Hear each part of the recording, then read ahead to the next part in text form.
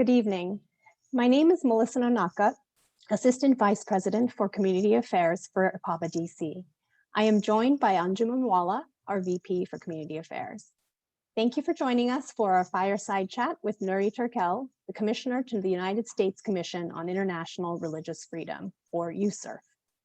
Tonight's event is part of our month-long celebration of Asian Americans and Pacific Islanders, or AAPIs, for Asian Pacific American Heritage Month.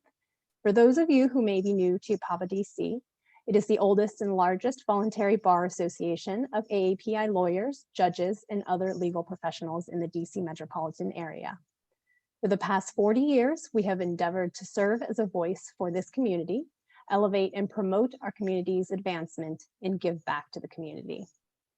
As you may know, 2021 marks APABA-DC's 40th anniversary, and despite the global pandemic, we have been fortunate to be able to continue our programming in the virtual format. With the rise in hate crimes against Asian and AAPI communities in the COVID era, it has been especially empowering to have all the support from the DC legal community and beyond as we commit to ourselves to continue offering programming and resources to help combat AAPI hate. This evening, we have the honor and privilege to speak with Commissioner Nury Turkel, a well-known lawyer and international human rights advocate, regarding his professional trajectory as well as his work on international human rights law, particularly on behalf of the Uyghur community. In fact, less than 2 weeks ago, Commissioner Turkel testified to the United States House of Representatives Foreign Affairs Committee regarding the internment of Uyghurs in detention centers in China. His advocacy on behalf of AAPI communities, both nationally and internationally, and his dedication to public service and international human rights is not only a testament to his hard work, but also highlights the critical nature of having AAPI representation in high levels of government. At this time, I'd like to turn it over to Anjum to introduce Commissioner Turkel and our moderator for the discussion, Scott Lee. Thank you, Melissa. It is my privilege to introduce Commissioner Nury Turkel. He is the first US-educated Uyghur American lawyer, foreign policy expert, and human rights advocate.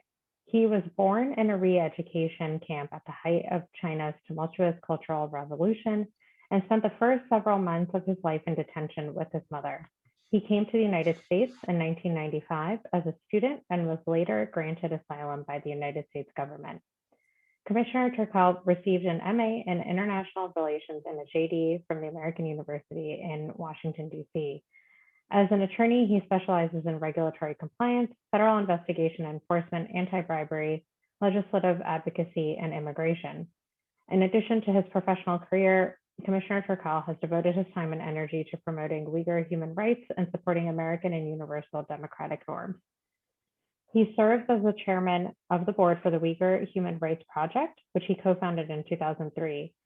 Previously, he served as the president of the Uyghur American Association, where he led efforts to raise the profile of the Uyghur people in the United States, including organizing and leading the campaign that achieved the March 2005 release of a renowned Uyghur prisoner of conscience, Ms. Rabia Kadir. Since 2011, he has successfully represented a substantial number of Uyghur political refugees with their asylum applications in the United States. In May 2020, Speaker of the House of Representatives, Nancy Pelosi, appointed Mr. Turkel as a commissioner to the United States Commission on International Religious Freedom. This is in addition to his role as counsel at a high tech company. In September 2020, he was also named one of Time's 100 most influential people in the world. I'd also like to introduce the moderator for our event, Scott Lee, who is the APABA-DC Government Attorneys Forum co-chair. He specializes in securities, derivatives, and financial policy and regulation. Scott is currently senior counsel in the Division of Investment Management at the United States Securities and Exchange Commission. Before joining the SEC, he was special counsel in the Office of Chief Counsel for the Division of Swap Dealer and Intermediary Oversight at the United States Commodity Futures Trading Commission. Scott was also an associate in the Government and Internal Investigations Group at Alston & Bird, was in the Regulatory Litigation Group of the General Counsel Department at Credit Suisse, and spent time on the Hill as legislative counsel to then Congresswoman Mazie Hirono. Scott has also worked for the Financial Industry Regulatory Authority. He received his LLM in Securities and Financial Regulation from Georgetown University Law Center, his JD from American University, and his BS in Public Administration from the University of Southern California. I'd like to now turn it over to Scott for the fireside portion of the event.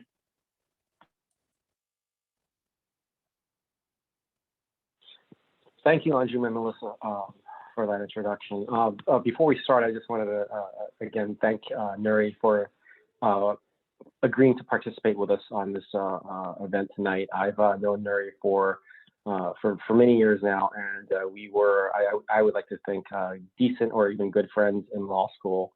There were many times where we actually sat next to each other in the library, attempting to study or pretending to study, but we were actually having conversations about China, democracy, the arc of history, and our futures. So with that, let's get started. Thank you again for participating with us tonight, Nury.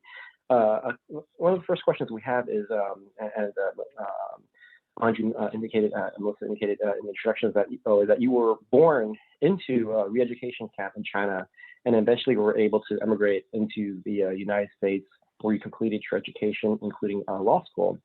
What drew you to international human rights work in law school and after law school? Thank you. I wanted to begin by thanking APABA-DC for organizing this event. I truly appreciate, especially having this conversation with my law school friend Scott, whom I met a good 20 years ago. We maintain contact, and it's making it even more meaningful. I chose to study human rights, international law, focus at law school and at law school, primarily because of the way that I grew up, the way that I brought to this world.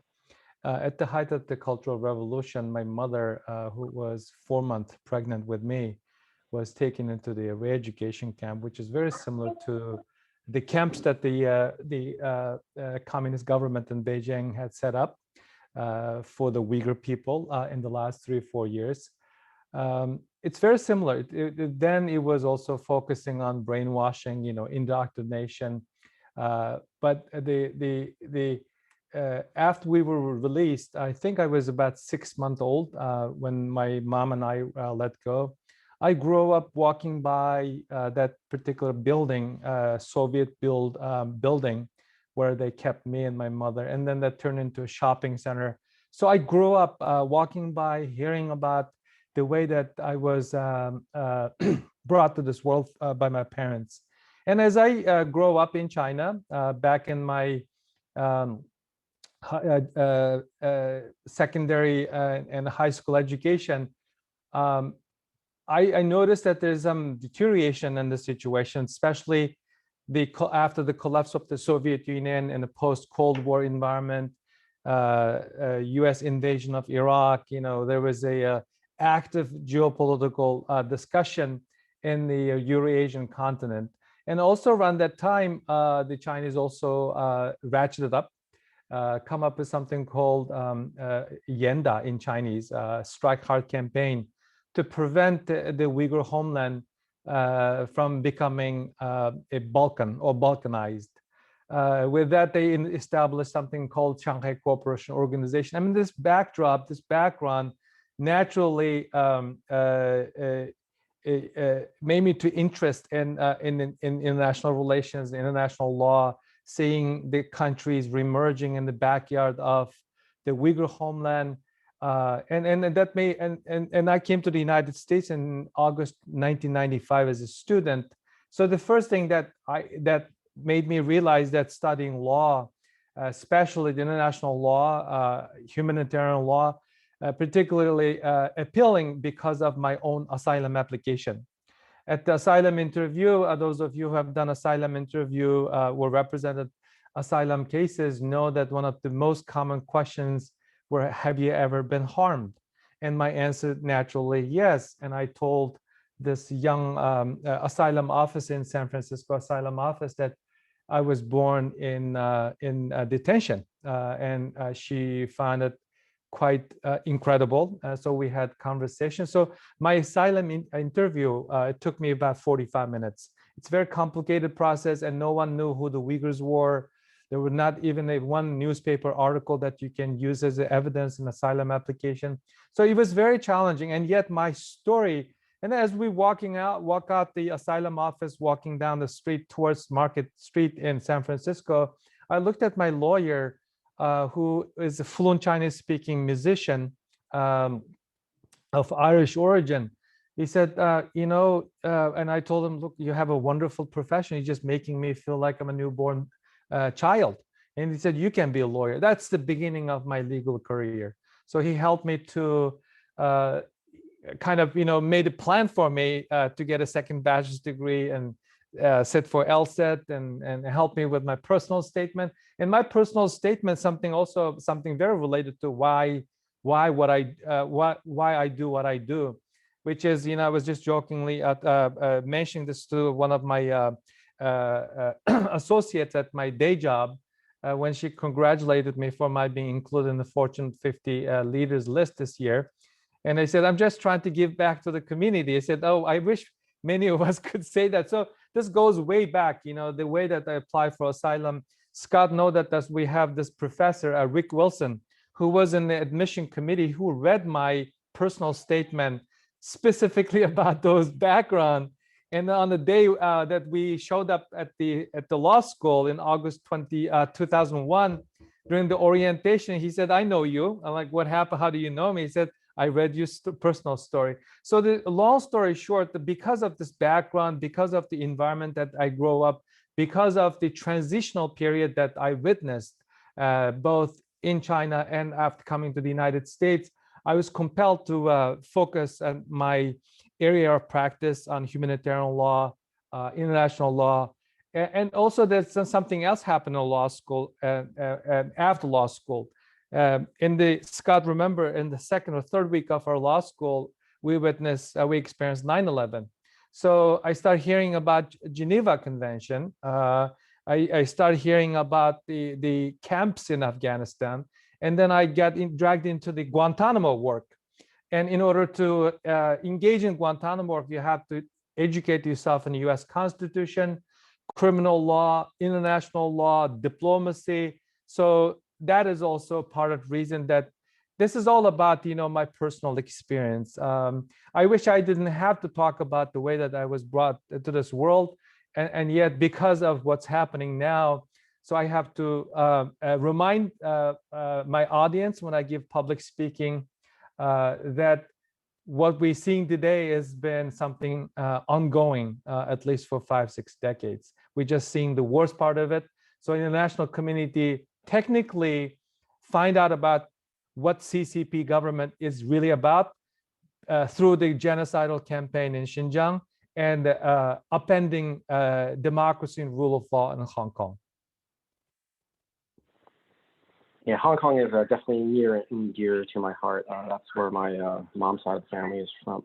So in terms of some of the topics that you brought up in response to my question, international law and particularly international human rights legal work is often very broad and challenging to enter. You obviously had a personal nexus to it based on your life story, but the question is, what type of work have you done in this field, in addition to the Guantanamo work, the work in Afghanistan, that you would recommend for younger lawyers or lawyers in transition, and even law students who are interested in pursuing an area in international law, legal work in the space that you've done, or even just more broadly international law in general? Yeah, in addition to the law school classes that I was able to take, I think my real exposure really started with my work involving the Guantanamo detainees.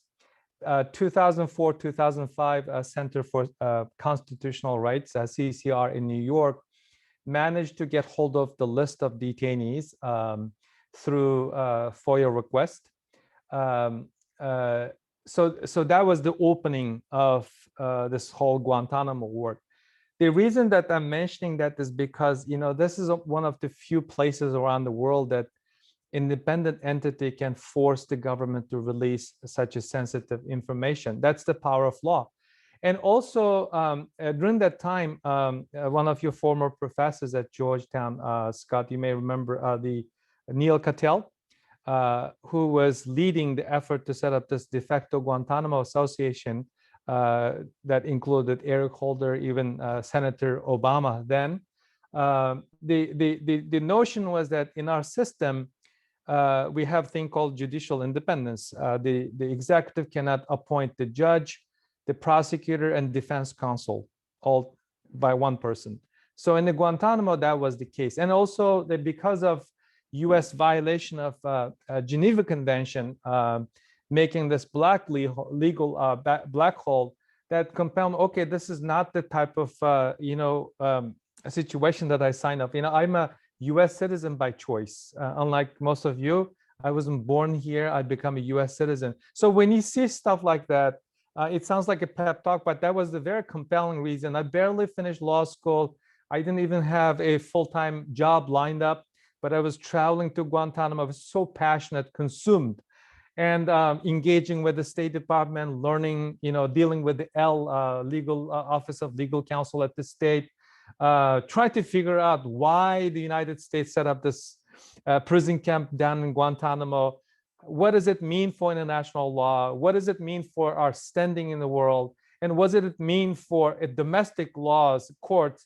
So this kind of the thinking and direct exposure to some top-notch lawyers in a normal law firm environment, you may not be able to get close to those people who have, established a successful legal career, name recognition, and yet you're in Guantanamo in the middle of something that is very interesting. So after that, after we managed to get the detainees out, so the argument is that, look, you cannot hold them indefinitely. You either charge them or release them. And especially the guys that we were representing would never be going through a military commission because there's no formal charges against them.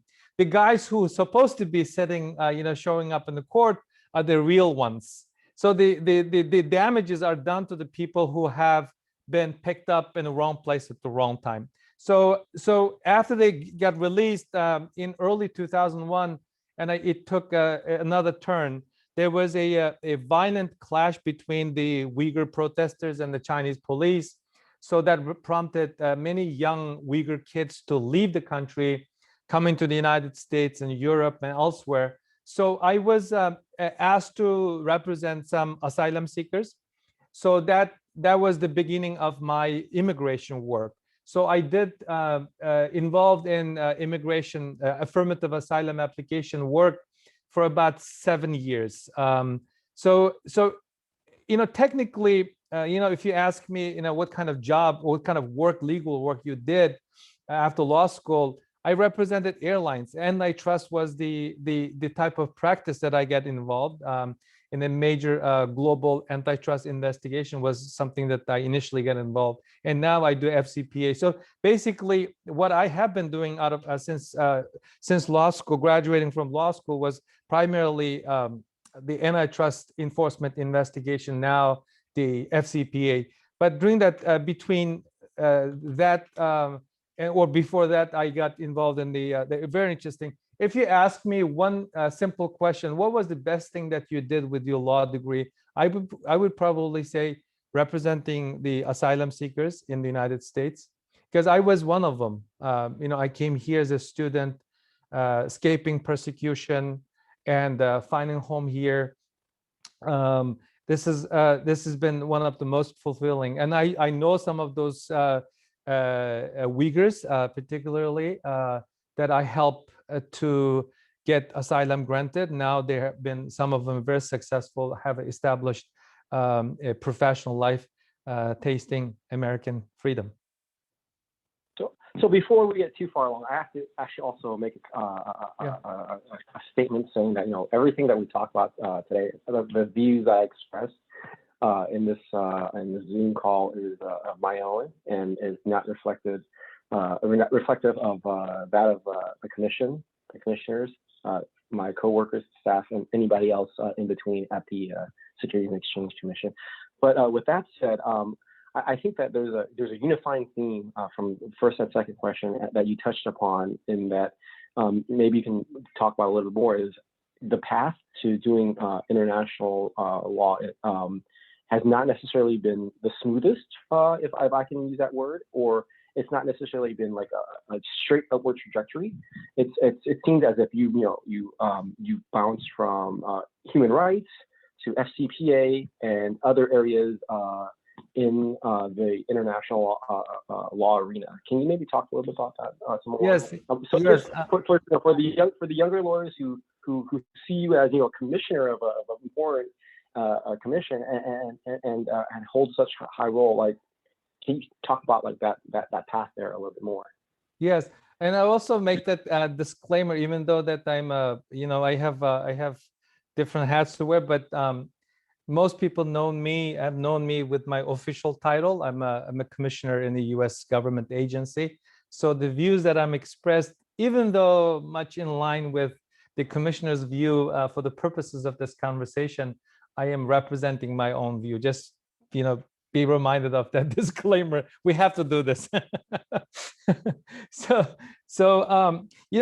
was. I think the Guantanamo work really was unexpected opportunity for me.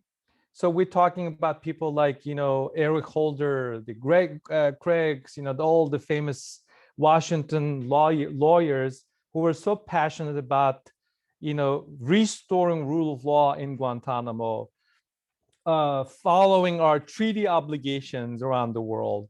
So those kind of things really were appealing. And I had firsthand exposure. The case that I get involved, under the normal circumstances, none of these would happen, as you know.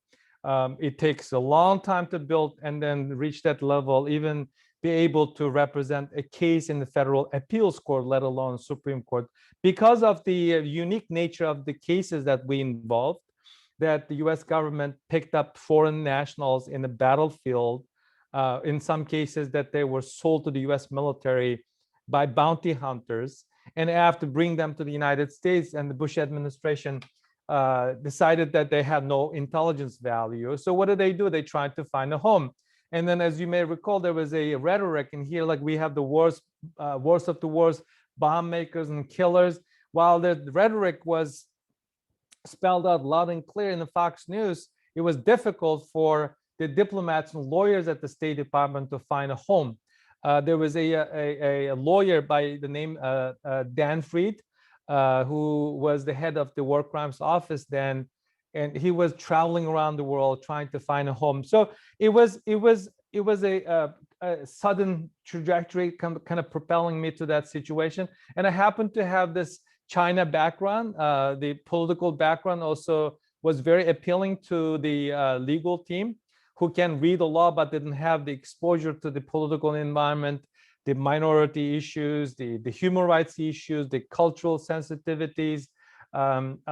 So it was very unexpected, but I'm currently working on a book. I have a whole chapter about my Guantanamo experience, traveling through Fort Lauderdale, flying around Cuban airspace, showing up this beautiful place, met by military police, going through all the checkpoints, signing protective orders, and getting coffee at the Starbucks, the McDonald's at the place near the camp, and witnessing a intelligence officer hugged by one of the detainees, feeling strange. It's amazing experience, and I can't overstate the level of exposure, the experience that helped me.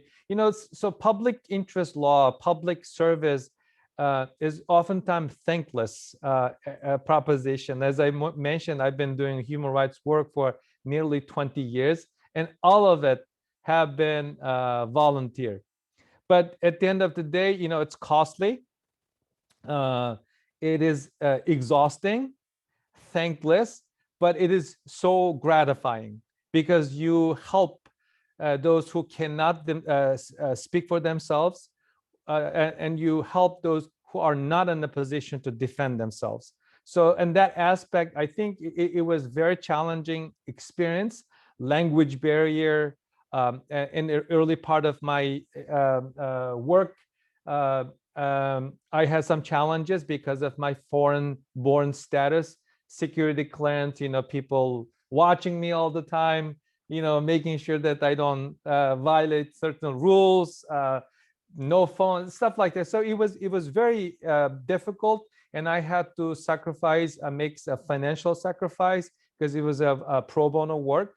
And yet I'm still talking about it. I mean, so gratifying. I may not remember the commercial work, much of the commercial work that I've done that paid my mortgage, but I still remember the human rights work, the humanitarian work, international law related work that I've done using my law degree.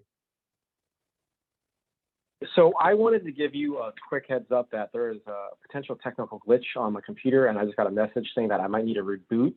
Hopefully that's not going to be an issue. So in the off chance I get kicked off, Nury, let's just keep rolling, and I'll dial back in that off chance.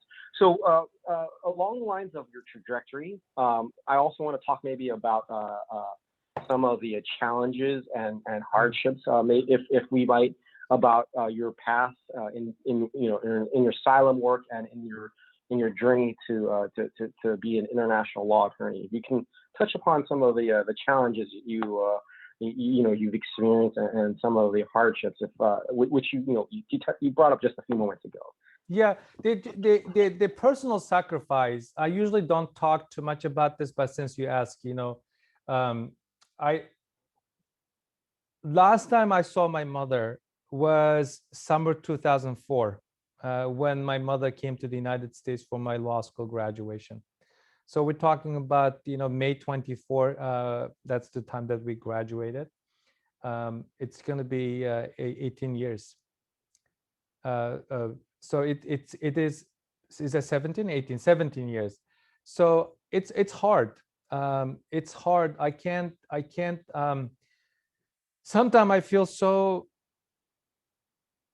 abnormal that I cannot be able to attend my parents when they are having health issues. Both of them oftentimes, actually they are just been released a couple of days ago, discharged from the hospital, and because of the environment that I was born, the excruciating experience that my mother experienced, I just wanted to sit down on my front porch to have a coffee or tea with my mother, and it can't happen. And in the last 26 years, I was only able to spend 11 months with my parents. First time 6 months in San Francisco, and then 5 months here in DC. That's about it. So you can appreciate, it's not because that they could not travel, they have no money to buy airplane ticket. It's because CCP is punishing us for what I did. And my biggest crime for the CCP was defending their enemies in Guantanamo. So the Guantanamo detainees literally had two big challenges, the US government and the Chinese government. And then after that, during that time, I published, testified in Congress, advocated their resettlement in the United States so that, both Bush administration, Obama administration can find a home for the others around the world. They got noticed by the Chinese government. So they took away my parents' passports in spring 2007, several months before my wedding in Turkey, intentionally making it difficult for them. So my mom is only 71, but she looks like 90 because of that's also, that's one. And also there's a security concern. I have not been directly threatened by people in Beijing, but verbal harassment, taking hostage of my parents, and sometimes using social media to attack when I do something significant. those are the big challenges. In October 2019, I testified in Congress on Uyghur forced labor issue that is now becoming law. Senator Rubio asked me how am I doing? Simple question, how's my family? I said, testifying before you today may cost the lives of my parents. And you can hear the pin drop and people can appreciate. And now even with my US government official status, that harassment did not stop. So what do? You don't live by fear. So you need to come, overcome that kind of fear. Otherwise, the oppressor will be very happy. They feel gratified that they accomplished. So it's risky. And I can, this may sound very sad, heartbreaking. I don't think that I will ever see my parents again. If something happens to them, I will not be able to attend even their funeral. So the personal cost is immense, and it requires really serious thinking and come to realization with the reality, or come to grip with the reality, which I made peace about 10 years ago, that yeah, this might be my fate. I only live once in this world. There are a lot of people who have parents, but they may live in the same city, but they're either one of them may be in the dungeon. So the alternative is even worse. So I'm in a better situation. But again, it's challenging. When I hear a Russian activist or political opposition leader getting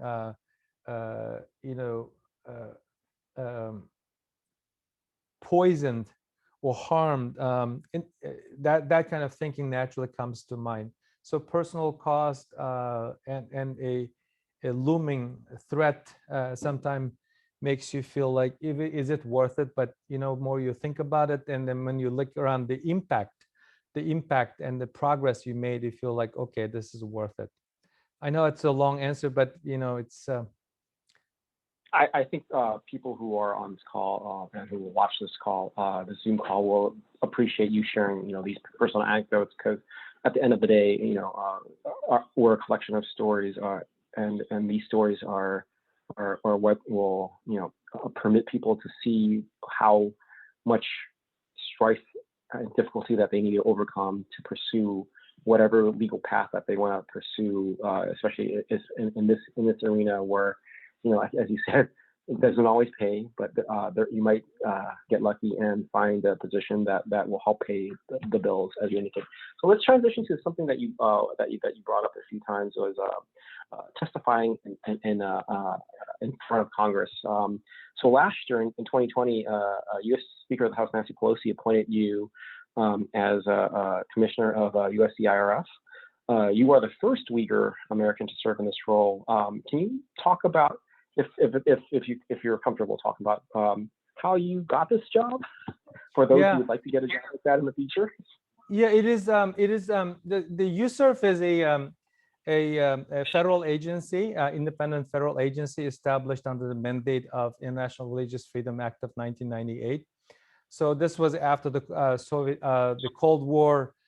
Some conservative members of Congress, some U.S. policymakers worried that we focus too much on the economic interest and overlook human rights and religious freedom. So they wanted to make sure that religious freedom, international religious freedom, is integral part of the U.S. foreign policy agenda. So legislated this bill. So they created 3 offices.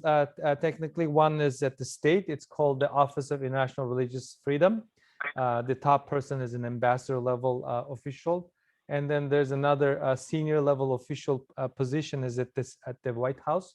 And then the USCIRF is the third one that has 9 commissioners, bipartisan commissioners appointed by the president, the leadership in the Senate and the House. I was picked by Speaker Pelosi because of her many years of work advocating human rights in China. So after the genocidal campaign came to her attention, her office wanted to highlight the Uyghur crisis by appointing a Uyghur official. So they approached me asking if I would be interested. The answer is yes, because I've been following, admiring her work on human rights, particularly in China-related human rights work. Interestingly enough, her San Francisco office was the first office, congressional office I ever visited in my life. This was the time that I was applying for asylum. My lawyer asked me to brief her. So, and then after that, we met at several times at the Tiananmen commemoration events in Washington. So she was, initially she had a Tibetan American for the same position. His term expired, so she found it useful to give this kind of platform for members of, former members of China's oppressed minority group. So the 1 year since my appointment has been quite gratifying. You know, in the International Religious Freedom Act, there specifically says that you don't advocate anything other than religious freedom. But thanks to the support that I got in Congress, we managed to diversify the area of focus, adding the role of technology on human rights oppression, religious persecution. We added the enslavement of religious minority in a global supply chain. We also added humanitarian intervention as a ways to address religious freedom. So I have been given this amazing platform and also the support by the bipartisan commissioners. There are several high-profile commissioners who are very influential in their own community. So they have been lending support. And because of the work that we've done, two commissioners were sanctioned by the CCP this past March.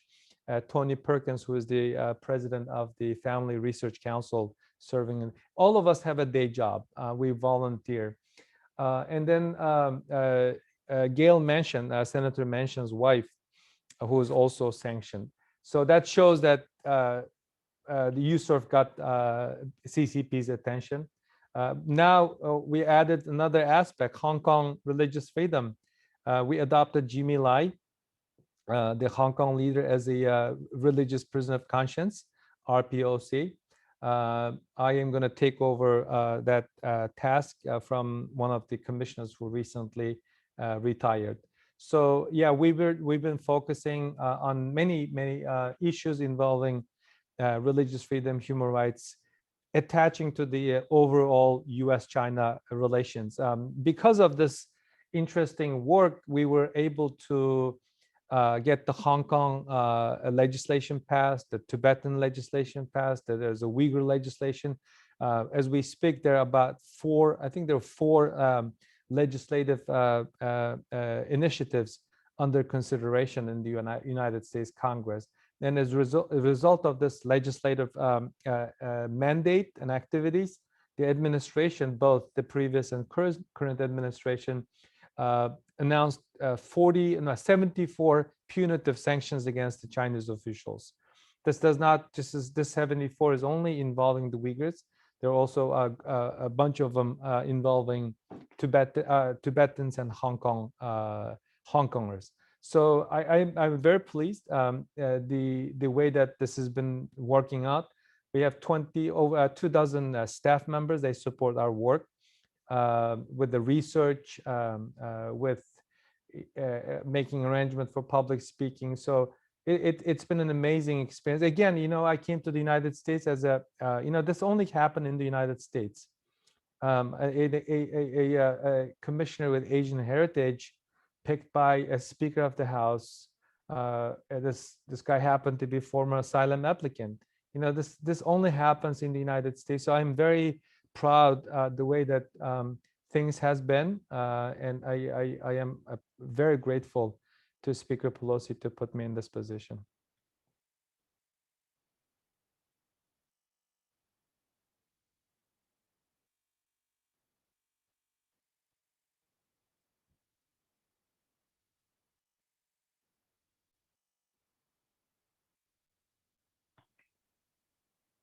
Hey, Are you guys still there? I still have audio, but I've lost visual. I'm gonna dial back in right now. Hey, so Nury, That was a great. You're muted, Scott. What I am now unmuted. I was double muted. I was saying some of the you're doing some amazing work on a volunteer basis with the commission. So let's transition to I think our last official question for this program. And so in addition to your role as commissioner and chairman of the Uyghur Human Rights Project, you also have a day job that you mentioned that you work for a technology company. For all of us who are managing multiple responsibilities, and as you saw, my son joined us for the first half of this call. So for all of us who are managing multiple responsibilities, but are also interested in pursuing other legal projects, how do you personally manage all these multiple hats that you wear? And are there any words of advice from a man who has 20+ years of legal experience for anybody who wants to get in this field? Yeah, that's a great question. I get this question quite often. I really admire people who have one professional responsibilities, but I wanted this life. I wanted to have a life, a professional life that helps me to learn, gain experience, and support my family. And that I never left a legal profession a day since law school graduation while doing the human rights work. What is making it possible now is mainly two reasons. One, I have an amazing support, staff support at USCIRF, who does most of the legwork for me and other commissioners. So that makes, takes away a lot of administrative tasks, research tasks away from you. That helps. The other thing is that I am so passionate about my human rights advocacy work that I need to be able to carry out by having a relatively healthy life. So what I do is I've learned, I grew up in a communist country. There's no such a thing called, discipline when it comes to time management. People manage your time. People tell you what to do, what to say, what not to do, stuff like that. So one thing that law school taught me is discipline, time management. So I learned it the hardest way. I was not one of those disciplined students who start projects weeks ahead. I've done a few of last-minute projects and didn't do well. So I learned the lesson the hardest way. So one thing that is really helping me now is time management. I get started really early because my colleagues are in Europe. So in the early afternoon, I'm pretty much done. And then I use my afternoon, evening hours for my advocacy work, writing, speaking, and doing events like this. And also the exercise, Scott and I used to go to AU gym together. I do a fair amount of cycling, road cycling. That is also helping. So I would say, I can't brag in my good conscience that I'm a most disciplined person, but I've learned to manage my time. And also I've learned to use the resources effectively.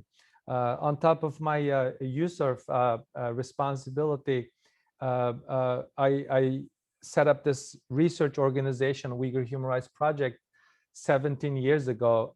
This was during the law school. So even though I have a title with the organization, I really don't do much actual work for them other than occasionally providing them policy advice, helping them with their long-term initiatives. They have a board meeting once in every 3 months. So and also I love my day job. I think FCPA is a fascinating practice because it involves foreign language, foreign countries, foreign culture, and also corporate governance, compliance. And this compliance work that I've learned, the experience I've learned through FCPA work also helping me to advocate on the forced labor issues that I've been also immersed. I wrote an op-ed in the New York Times in January talking about how bad the pollution in the global supply chain because of the ongoing forced labor practices. more than 80 global brands believe to use Uyghur forced labor, including the solar panels coming to the United States. So, it's just how you figure it out. I look busy, but I learned to manage. The only thing that I spend the longest time on my day is my day job, because that's where the main focus. And then my evenings, my afternoons are all mine. I have 2 small kids. And also the pandemic, to my benefit. People can complain about pandemic, but I cannot complain about pandemic being at home in my good conscience. So that's literally giving me extra 2 hours every day from commute.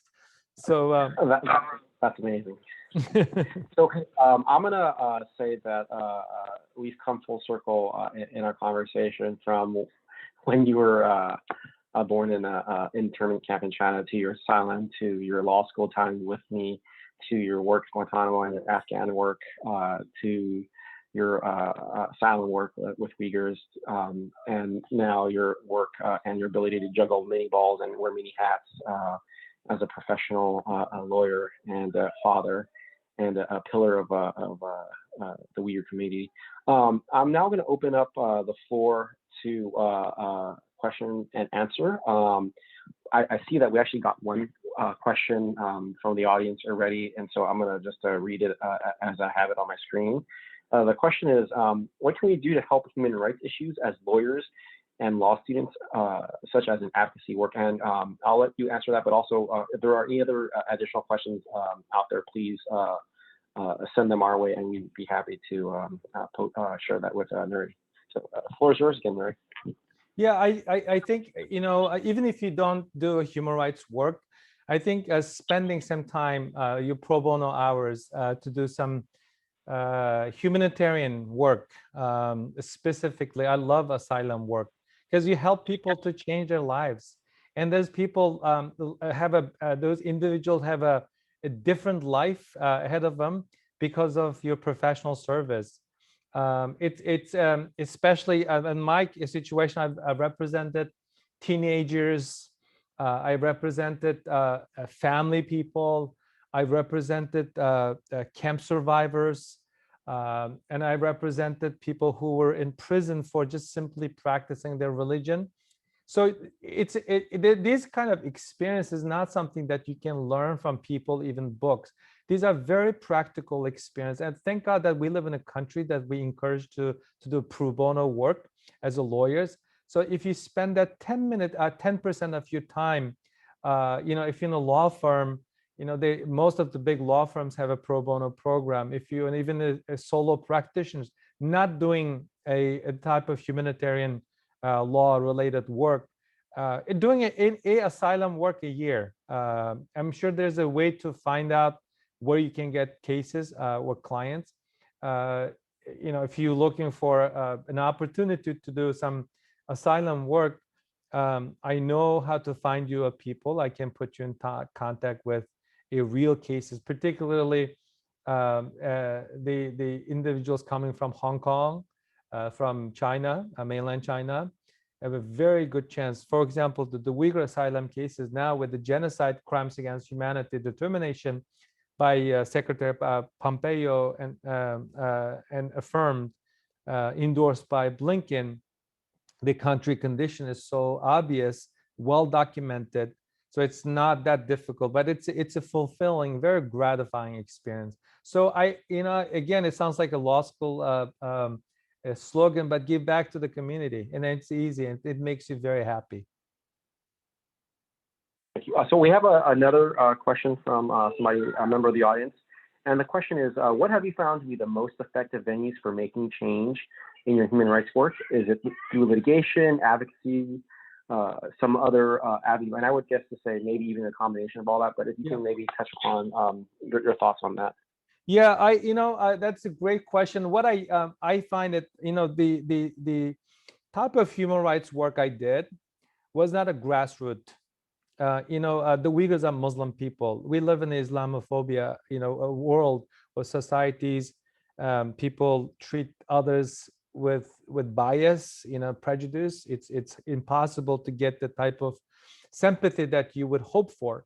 So what I did, the specific strategy that I use through the organization is to utilize Congress and utilize op-ed writing. I love writing op-eds because when you do that, instead of gradually building momentum, you influence the policymakers, the elite, social elites, especially in the Guantanamo case.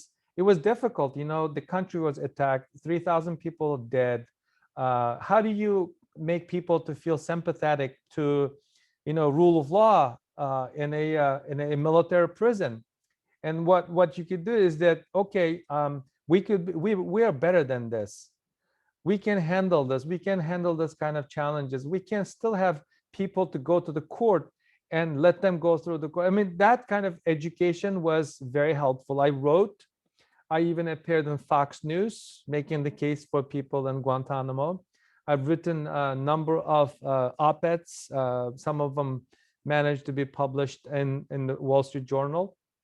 I spoke at countless events in a high-profile event, and I testified in Congress. So for me, in the case of advocacy work I did, a top-down approach was the most effective because I don't have the luxury of time to build gradually, go to the universities or go to the streets to build momentum through public protests, handing out leaflets. So I think the Congress was most powerful. If anyone who's interested getting anything done in the United States, make friends with the senators. I mean, we did the same thing with this Uyghur genocide. Initially, we started with a handful of senators. You may recall Marco Rubio was on TV, House floor or Senate floor, making speeches, holding hearings. I testified 4 times on the ongoing the Uyghur genocide in the last 3-4 years. So congressional contacts, amazing. I would not worry about a specific senator or a member. I would work, Scott knows this very well, the legislative directors, the chief of staff, even legislative assistant can be much more helpful than the actual senator or member of Congress. So I love navigating through the halls of Congress. I've never been a lobbyist, and I never get paid or paid anyone. I didn't even buy somebody a cup of coffee on the work that I have undertaken. So, yeah, Congress, writing op-eds. If you're not under time pressure, top-down approach is something that had worked for me. Let me see if there are any additional questions. Let's see.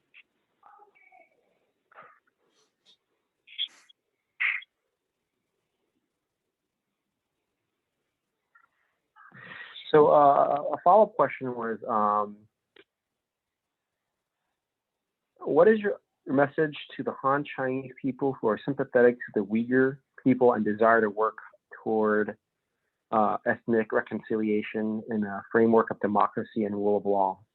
Yeah.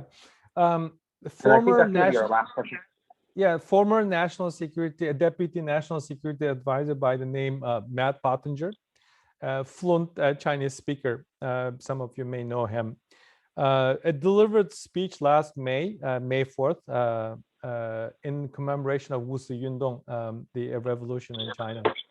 He said something very powerful in Chinese. He said, this was the message to the Chinese individuals in mainland China.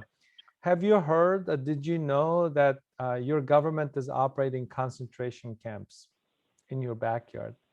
Have you heard, did you know that there's a cultural genocide that was before the determination is taking place?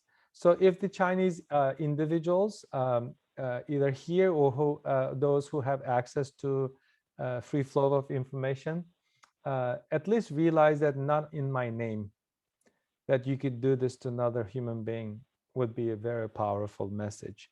Just I recently joined several Clubhouse conversations, including those that one reported that a large number of Chinese individuals participated and feel awful for the genocide taking place in their own country.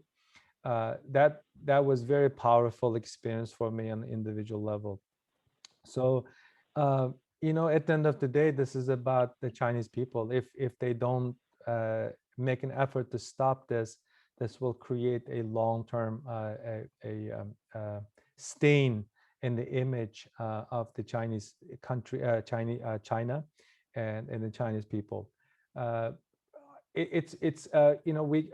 I make public remarks, I got to be very careful. I oftentimes mention CCP because people may misuse my critical remarks towards this communist government and mixing it up with the people. I think the Chinese people are equally a victim, especially since Xi Jinping took power. The Chinese society, Chinese people don't have the type of, at least a freedom, social freedom, individual freedom, media freedom that we used to know. I recently read a book about written by a German scholar. His opening is that the China that you know, the country that you think that you know, no longer exists. So this is on us. Even some people, hardliners in the United States, don't want China to fail. We want China to be successful and respected, not the way that it has been under, running the country as it has been in the last few years. I had never seen a country as isolated as we have seen today. There's no single friend other than some second, third tier countries that become a client state to the Chinese. Just last week, there was a UN organized forum hosted by the United States, Germany, and UK, and a Chinese ambassador show up, got nothing to say. He pulled up some very old fringe video and using that video to defend Xi Jinping policies. Look at what happened to Hong Kong. They even, there's a sense of impatience. I don't know where the limit is. Is Taiwan going to be the next target? I think this should be a wake-up call for anyone who cares for civil liberties, both inside and outside of China. Just lend your voice. If you are Han Chinese, ethnic Chinese, if you speak out, your voice will resonate. You will make it.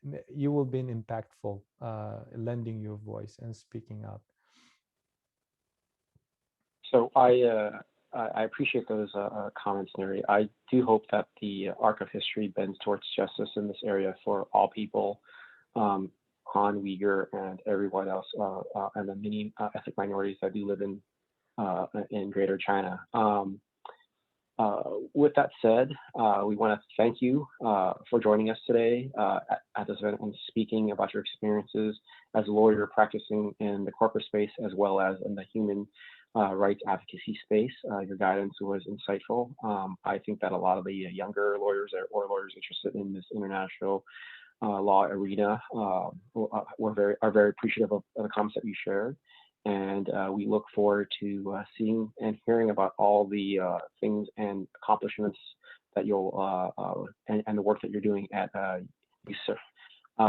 And for all our attendees, we want to thank you for coming out today, joining us on this Zoom call.